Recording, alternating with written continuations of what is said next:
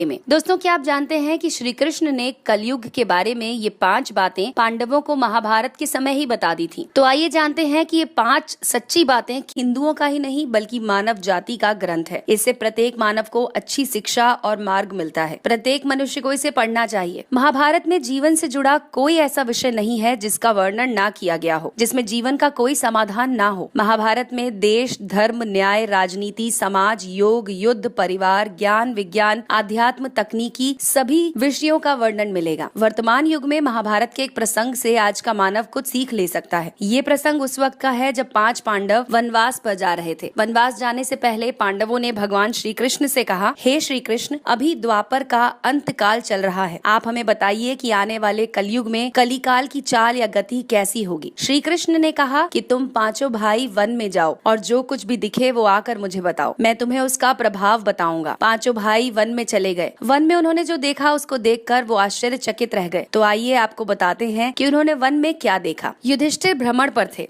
उन्होंने एक जगह देखा कि किसी हाथी की 2 सूंड है। ये देखकर युधिष्ठिर के आश्चर्य का ठिकाना नहीं रहा। तब श्री कृष्ण ने कहा कि हे धर्मराज, अब तुम कलिकाल की सुनो। कलयुग में ऐसे लोगों का राज होगा जो दोनों ओर से शोषण करेंगे, बोलेंगे कुछ और करेंगे कुछ और, मन में कुछ और, कर्म में कुछ और। ऐसे ही लोगों का राज्य होगा कलयुग में। इससे पहले तुम राज कर लो। युधिष्ठिर के बाद अर्जुन ने कहा कि मैंने जो देखा वो तो इससे भी ज्यादा आश्चर्यजनक था। अर्जुन दूसरी दिशा में भ्रमण पर थे। जंगल में जाने पर उन्होंने जो देखा उसे देखकर वो आश्चर्य में पड़ गए। उन्होंने देखा कि कोई पक्षी है, उसके पंखों पर वेद की रचनाएं लिखी हुई हैं और वो पक्षी मुर्दे का मांस खा रहा है। तब श्री कृष्ण ने कहा, इसी प्रकार कलयुग में ऐसे लोग रहेंगे जो बड़े ज्ञानी और ध्यानी कहलाएंगे। वे ज्ञान की चर्चा तो करेंगे लेकिन उनके आचरण राक्षसी होंगे। बड़े पंडित और विद्वान कहलाएंगे किंतु वो यही देखते रहेंगे कि कौन सा मनुष्य मरे और हमारे नाम से संपत्ति कर जाए। हे अर्जुन, संस्था के व्यक्ति विचारेंगे कि कौन सा मनुष्य मरे और संस्था हमारे नाम से हो जाए। हर जाति धर्म के प्रमुख पद पर बैठे लोग विचार करेंगे कि कब किसका श्राद्ध हो, कौन कब किस पद से हटे और हम उस पद पर चढ़ जाएं। चाहे कितने ही भले और बड़े लोग होंगे लेकिन उनकी दृष्टि धन और पद के ऊपर ही रहेगी। ऐसे लोगों की बहुतायत होगी। कोई विरला ही होगा जो संत होगा। अर्जुन के सवाल के जवाब के बाद भीम ने अपना अनुभव सुनाया। भीम ने देखा कि गाय ने बछड़े को जन्म दिया है। जन्म के बाद वो बछड़े को इतना चाट रही है कि वो लहूलुहान हो गया है। तब श्री कृष्ण ने कहा कि कलयुग का मनुष्य शिशुपाल हो जाएगा। कलयुग में बालकों के लिए ममता के कारण इतना करेगा कि उन्हें अपने विकास का अवसर ही नहीं मिलेगा। मोह माया में घर बर्बाद हो जाएगा। किसी का बेटा घर छोड़कर साधु बनेगा तो हजारों व्यक्ति दर्शन करेंगे, किंतु यदि अपना बेटा साधु बनता होगा तो रोएंगे कि मेरे बेटे का क्या होगा। इतनी सारी ममता होगी कि उसे मोह माया और परिवार में बांध कर रखेंगे और उसका जीवन वहीं खत्म हो जाएगा। अंत में बेचारा अनाथ होकर मरेगा। वास्तव में लड़के तुम्हारे नहीं है, वे तो बहुओं की अमानत हैं। लड़कियां जमाइयों की अमानत हैं। तुम्हारा ये शरीर मृत्यु की अमानत है। तुम्हारी आत्मा परमात्मा की अमानत है। तुम अपने शाश्वत संबंध को जान लो बस।